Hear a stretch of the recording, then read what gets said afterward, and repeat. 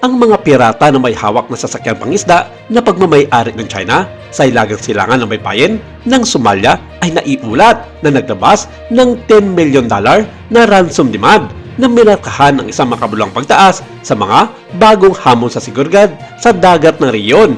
Ang barko na nakuna noong huling bahagi ng Nobyembre ay kasalukuyan nakakulong sa distrito ng Sapom ng Puntland kasama ang 18 crew nito.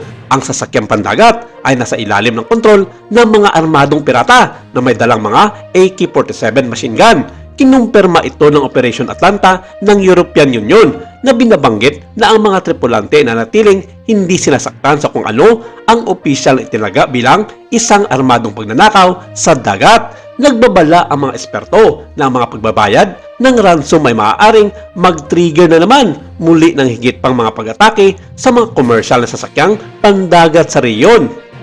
Natukoy ng mga maritime security analyst ang isang pare-parehong pattern sa mga operasyong ito kung saan ang mga pirata ay karaniwang gumagawa at nag-uutos ng mas maliit na bangka tulad ng mga speedboat at mga bangkang pangisda upang magsilbing mga platform ng paglulunsad para sa mga pag-atake na umaabot hanggang 600 nautical miles mula sa silangang baybayin ng Somalia. Samantala, good news para sa Philippine Coast Guard dahil ilan sa mga sasakyang pandagat nito ay magkakaroon na ng mga upgrade kabilang na ang paglalagay ng 30mm RCWS weapon system.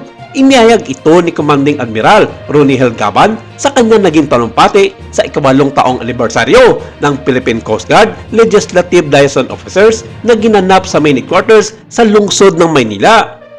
Ito ay kaugnay na rin sa patuloy na modernisasyon ng nasabing ahensya ng gobyerno dahil sa patuloy din ng pakikarap nito sa mga pambubuli at pangaharas ng bansang China sa West Philippine Sea. Inihayag ni Admiral Gaban na sa unang phase ng nasabing Philippine Coast Guard Modernization Plan, 2 barko nito ang magkakaroon ng self-defense posture sa pamamagitan ng paglalagay ng 30mm RCWS weapon system. Partikular na dito ang 2 flagship na BRP Teresa Magbanwa at BRP Melchora Aquino.